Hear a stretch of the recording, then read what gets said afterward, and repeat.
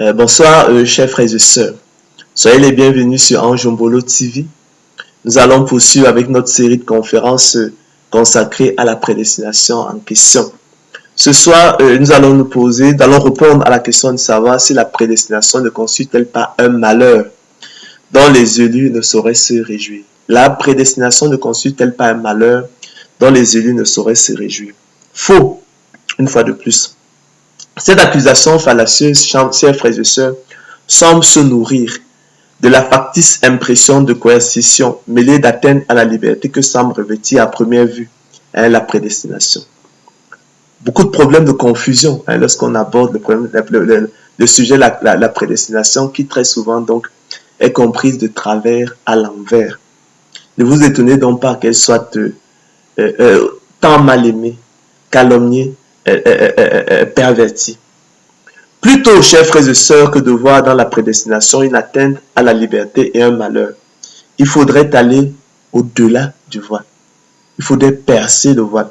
Et in fine, y voir au contraire l'amour, la bénédiction et la bonté de Dieu. Et souligner en revanche le problème de la servitude de l'ignorance qui aveugle l'homme et lui dissimule même jusqu'à son propre intérêt.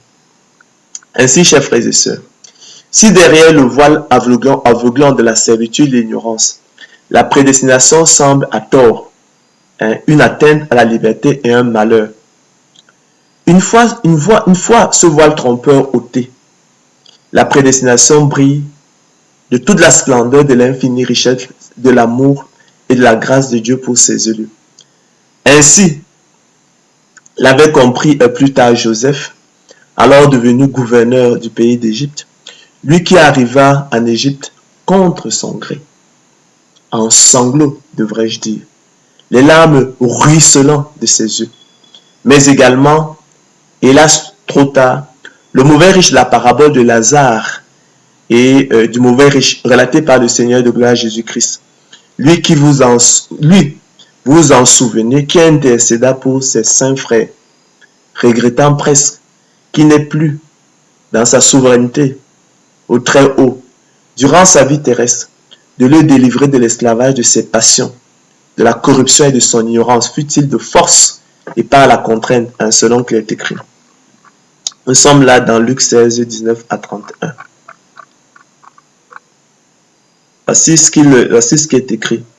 Alors, il y avait un homme riche qui était vêtu de pourpre et de fin lin, et qui chaque jour menait joyeuse et brillante vie. Un pauvre nommé Lazare était couché à sa porte, couvert d'ulcères et désireux de se rassasier des miettes qui tombaient de la table du riche. Et même les chiens venaient encore lécher ses ulcères. Le pauvre mourut et il fut porté par les anges dans le sein d'Abraham. Le riche mourut aussi et il fut enseveli. Dans le séjour des morts, chers frères et sœurs, il leva les yeux. Et tandis qu'il était en proie au tourment, il vit de loin Abraham et Lazare dans son sein. Et il s'écria, « Père Abraham, aie pitié de moi, et envoie Lazare pour qu'il tremble le bout de son doigt dans l'eau et me rafraîchisse la langue, car je souffre cruellement dans cette flamme. » Abraham, chers frères et sœurs, répondit, « Mon enfant, souviens-toi que tu as reçu tes biens pendant ta vie et que Lazare a eu les maux pendant la sienne. Maintenant, il est ici consolé et toi tu souffres. D'ailleurs, il y a entre nous et vous un grand abîme, afin que ceux qui voudraient passer d'ici vers vous ou de là vers nous ne puissent le faire. » Le riche dit, « Je te prie donc, Père Abraham, d'envoyer Lazare dans la maison de mon père, car j'ai 5 frères. C'est pour que leur atteste ces choses, afin qu'ils ne viennent pas aussi dans ce lieu de tourment. » Abraham répondit, « Ils ont Moïse et les prophètes, qu'ils les écoutent. » Et il dit, « Non, Père Abraham, mais si quelqu'un des morts va vers eux, ils se repentiront. » Et Abraham lui dit, « S'ils n'écoutent pas Moïse et les prophètes, ils ne se laisseront pas persuader quand même quelqu'un des morts ressusciterait. » Ainsi, chers frères et sœurs, il est vrai que tout châtiment semble d'abord un sujet de tristesse et non de joie, mais il produit plus tard, pour ceux qui ont été ainsi exercés, un fruit paisible de justice, selon qu'il est écrit. Et vous avez oublié l'exhortation qui vous est adressée comme à des fils. Mon fils, ne méprise pas le châtiment du Seigneur et ne perds pas courage lorsqu'il te reprend. Car le Seigneur châtie celui qui l'aime et frappe de la verge tous ceux qu'il reconnaît pour ses fils. Supporter le châtiment, c'est comme des fils que Dieu vous traite. Car quel est le fils qu'un père ne châtie pas? Mais si vous êtes exempts du châtiment auquel tous ont part, vous êtes donc des enfants illégitimes et non des fils. D'ailleurs, puisque nos pères, selon la chair, nous ont châtiés et que nous les avons respectés, ne devons-nous pas, à bien plus forte raison, nous soumettre au Père des esprits pour avoir la vie? Nos pères nous châtiaient pour peu de jours comme ils le trouvaient bon.